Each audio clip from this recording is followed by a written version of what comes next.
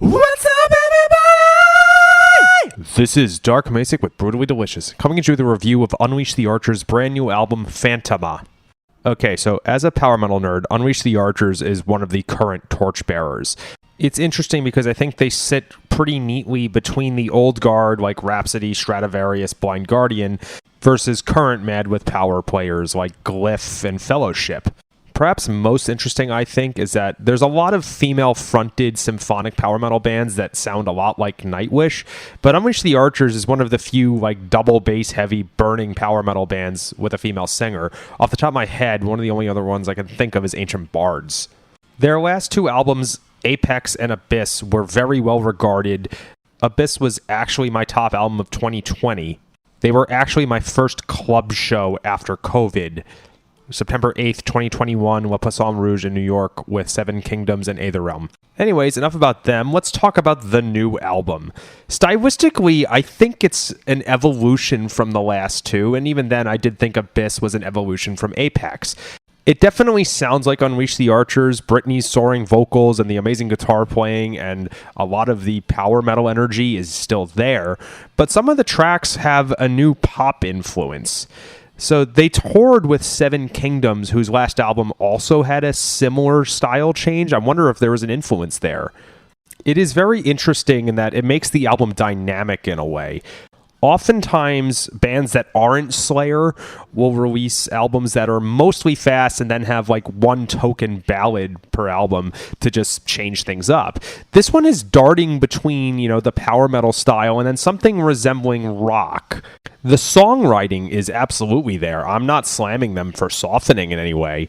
It's actually just a very interesting, musical paradigm, I guess you'd call it. So let's talk about some songs then. The opener, The Human Era, is definitely more of that rock style than we were talking about.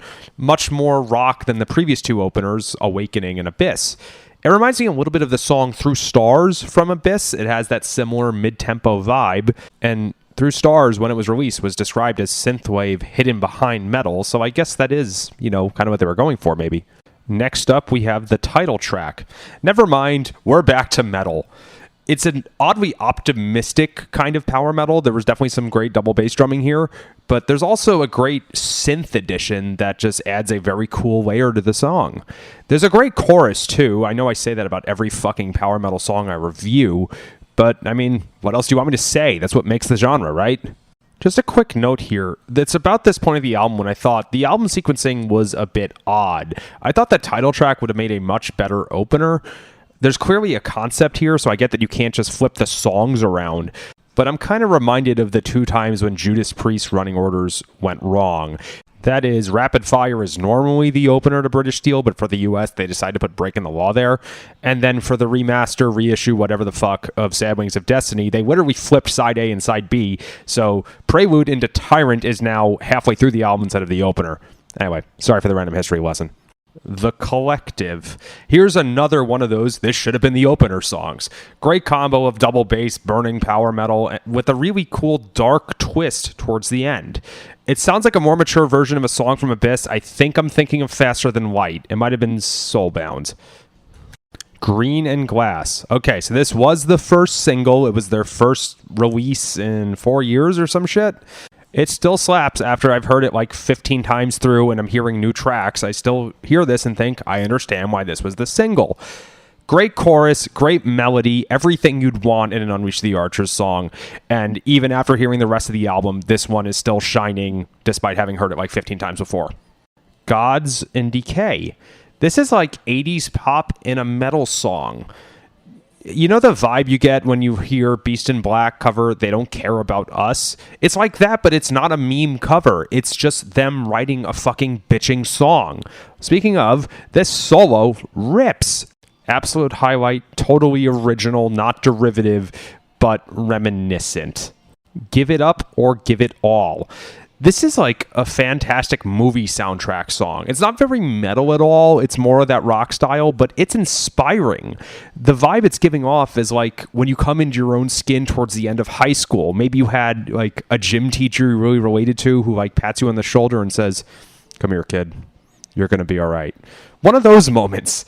It's not the same style, but I was reminded of what Battle Beast tried to do with the song Endless Summer. I think this is much better, but it's kind of like that departure of style for the sake of writing something uplifting. Last but not least, Blood Empress. Okay, so I'm often a sucker for last songs, and this is no exception. There's definitely a good finality to this song, and I totally stuck with the line, I'd rather die for tomorrow than live for today. That is absolutely last in line by Dio level. So, confession, I did read a separate review of Phantoma before I began listening to the album. It was unfortunately a bit negative, and I gotta say, what the hell were they thinking? We're a decent chunk into Q2 of the year now, and this is already easily Album of the Year candidate. I would be amazed if this is not in my top 5. I always appreciate when bands organically evolve. This was not a wimpy softening.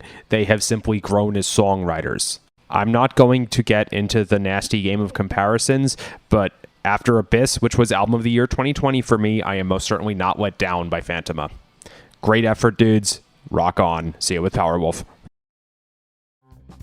Hey, this is Aaron from No Simple Road. I'm inviting you to come hang out with Apple, Mel, and I as we talk with the musicians, artists, chefs, authors, and beyond from the world that turns us on. We're reaching into the improvisational music scene, the psychedelic culture, the festival world, and getting to know what makes the people tick that create those scenes. Come join us on the long, strange trip over at No Simple Road.